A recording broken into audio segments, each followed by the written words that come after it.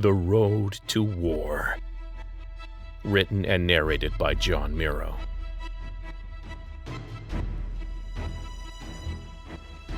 Get more at servingworlds.com. 32. Okay, Phoenix?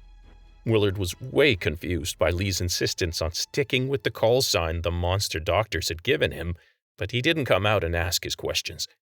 He leaned in, squeamish, no, disgusted outright with himself, and said, "We need to find Mantell before we get out of here. We need the edge that Psycho can give us against the Takers. Or all she did to us was for nothing," Lee thought. "Fine, she gets to live," he said, hardly believing it as he said the words. "We'll find her a nice padded cell when this is all over. We can visit her together. I'll bring the popcorn." Willard beamed at him. "Damn, it is good to see you, Cap." Lee's lips twitched a little in response. "Really good to see you, Angel. You feeling more like, well, I don't want to say yourself, but human, at least? I'll get back to you on that." Red, Dr. Lachman, approached with tiny, silent footsteps, her face burning. Lee could feel the shame dripping off her. "I'm sorry, Lee. We didn't—" The tears returned. "We didn't know." Lee felt a wave of hate for the spineless woman. "Didn't know? How could you not know?" But he pushed it down. He jerked his chin once in a nod. "When can we move Bowen?" Willard said, changing the conversation.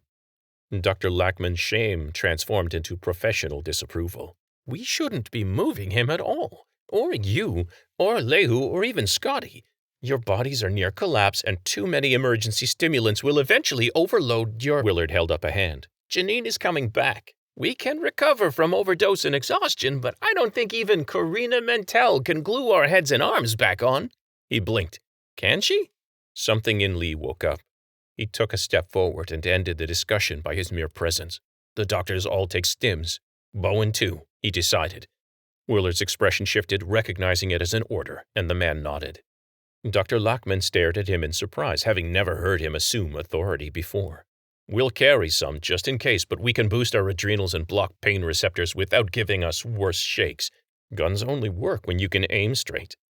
"Small problem," Willard said. "My implant's all geared for flying. Whatever cockpit I'm flying handles my adrenal and pain responses." "Right.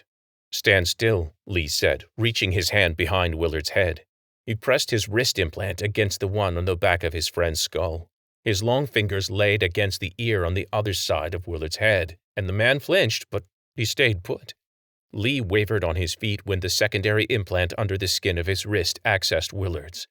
In his mind's eye, the sandbox hallucination returned, connecting Lee's brain and its implant filled with code, commands, and overrides.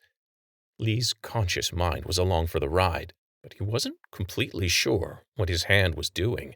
"Whoa, what are you—" Willard hissed as Lee spliced new data into the pilot's implant.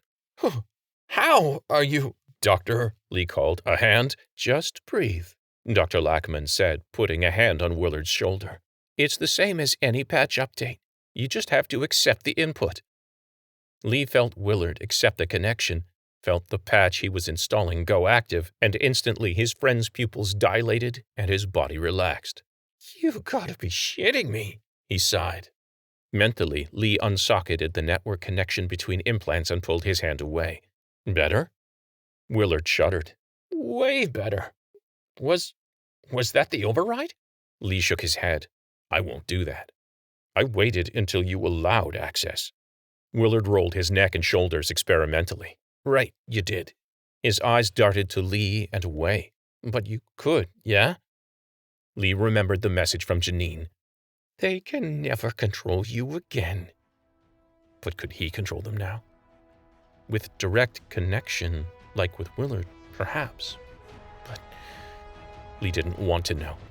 He shook his head, dispelling the fearful thought. "Pack up, people. We move in 5. You have been listening to Reach, The Road to War.